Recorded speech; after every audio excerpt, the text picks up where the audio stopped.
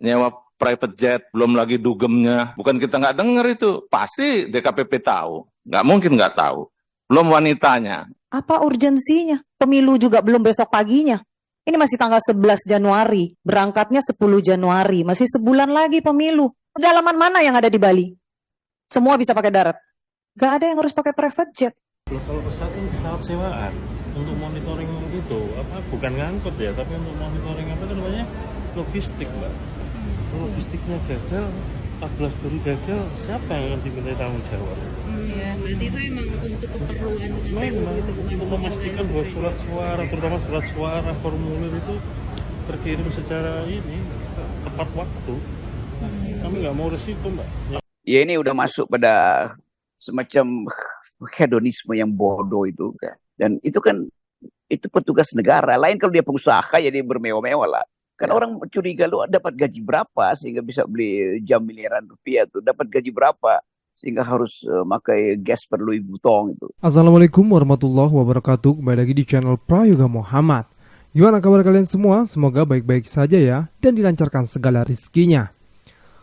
Mendengarkan berita di mana KPU sudah menghamburkan uang negara, sewa jet pribadi, dugem belum ceweknya, dan lain sebagainya, mobilnya, pokoknya perintilannya juga lah pokoknya.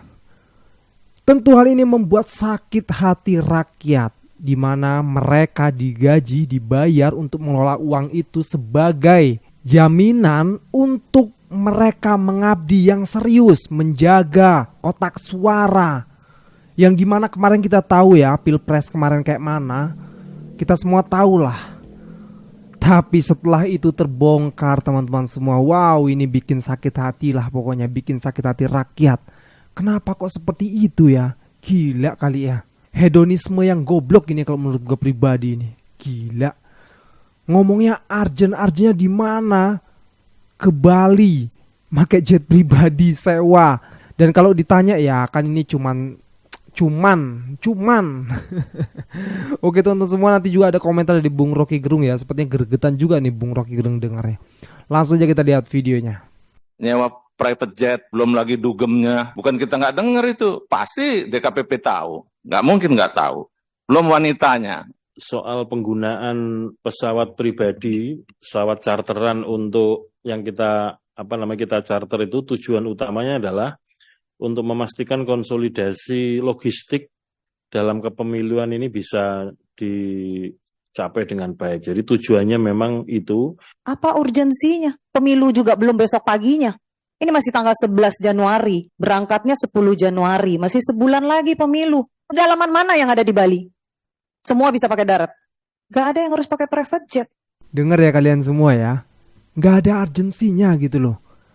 Pakai darat juga bisa, bahkan pakai pesawat biasa juga bisa gitu. Ngapain harus sewa jet gitu? Mau gaya-gayaan apa mau gimana gitu loh? Mau ngerasa udah paling tinggi banget, pejabat paling tinggi gitu. Ya elah, pembantu kalian itu untuk menangani surat-surat suara. La haula wala quwata illa billah. Hancur kalau seperti ini teman-teman semua. Coba kita dengar ya jawaban dari Pak Hasim sendiri. Kita lihat videonya. Tadi aku sudah dengerin gaya hidup. Iya. Soalnya nyewa private jet sama dugem ini gimana mas?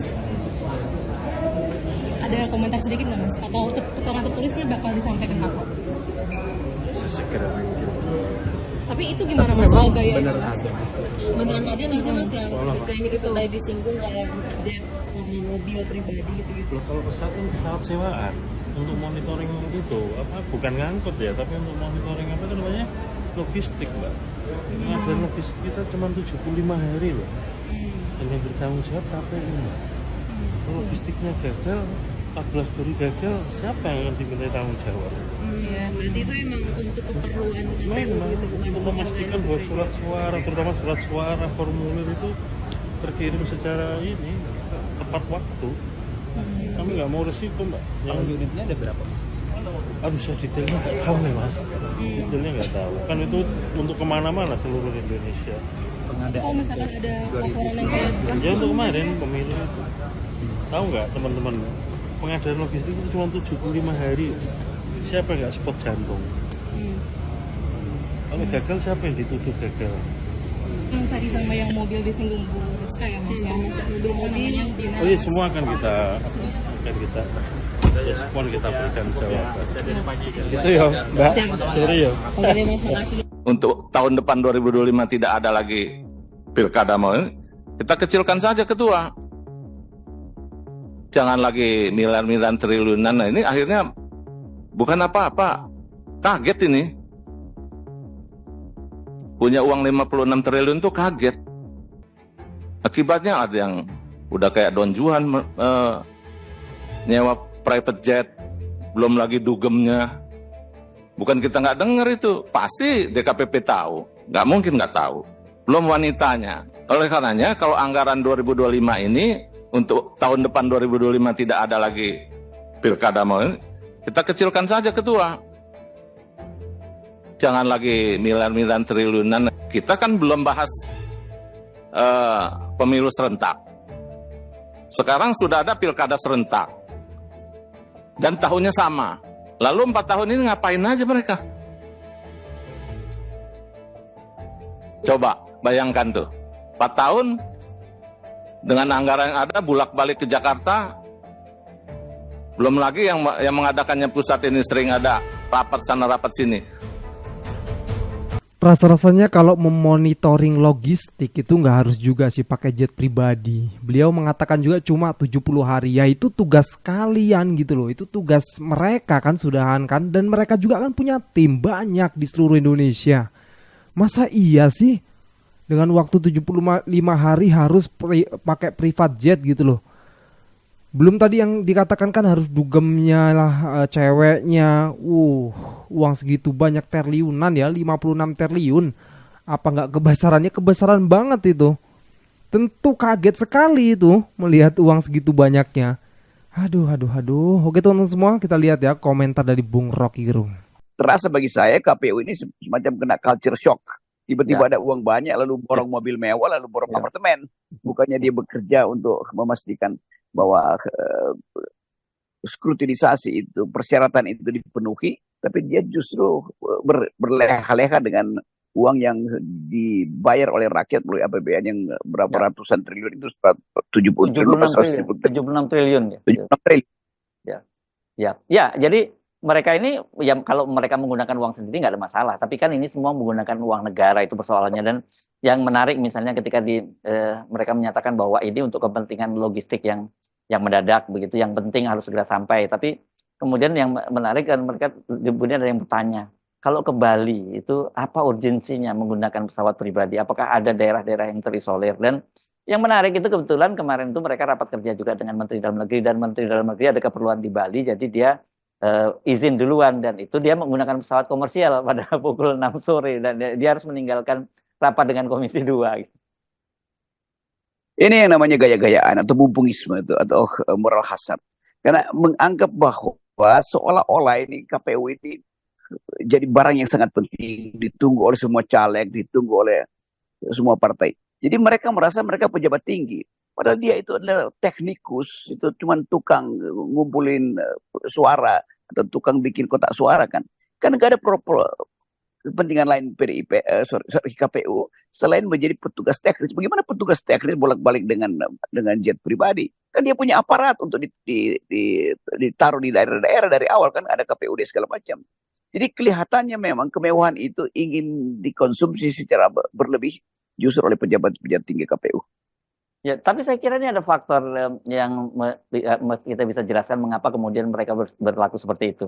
Karena kan mereka ini yang sejak awal kan dicurigai bagian dari kecurangan itu sendiri gitu loh ya. Jadi mereka merasa mereka mendapat privilege, atau setidaknya mereka bukan hanya privilege tapi juga mendapat perlindungan ketika mereka juga melakukan berbagai kecurangan. Dan itu kan kita banyak sekali mendapati laporan-laporan semacam itu ya Bung Rocky. Dan salah satu yang saya kira fakta yang tidak bisa terbantahkan kan mereka berkali-kali juga diberi sanksi oleh DKPP, tapi ya terbatas sanksi tapi nggak pernah dipecat. Kelihatannya memang jadi lengkaplah kecurigaan kita bahwa tidak ada keseriusan KPU itu untuk mengurus pemilu, karena bagi mereka itu adalah pekerjaan yang ya udah tahu hasilnya kira-kira, dan mereka lalai di dalam mengurus hak rakyat untuk mendapatkan keadilan. Jadi dari awal kita mesti lihat problem legitimasi Pak Prabowo itu justru makin lama makin dipersoalkan karena KPU tidak serius untuk menghitung suara, tidak serius untuk menjaga kotak-kotak suara itu karena mereka sibuk untuk melihat berapa persen diskon yang ada di Plaza Senayan, berapa persen barang-barang yang bisa mereka peroleh dengan cara yang mencicil mobil mewah misalnya. Kan fokus mereka di situ tuh. Kalau terlihat itu dan bahkan dibongkar di DPR itu artinya memang ada pemalsuan watak di pimpinan-pimpinan KPU sehingga seolah-olah terlihat bekerja tapi sebetulnya nongkrong di hotel mewah, mondar-mandir dengan mobil yang pasti mobil mewah semua itu baru dibeli. Jadi sebetulnya kita memboroskan anggaran untuk menghasilkan pemilu yang memang pada akhirnya tidak ada legitimasinya. Ya. Nah, itu bukan hanya mobil mewah, Bung Rocky, sampai jam tangan mewah juga. Saya dengar cerita ada seorang petinggi partai yang dia mengaku terkejut ketika bertemu dengan komisioner, dan dia tahu jam yang dikenakan oleh komisioner itu jam yang harganya sangat-sangat mahal gitu.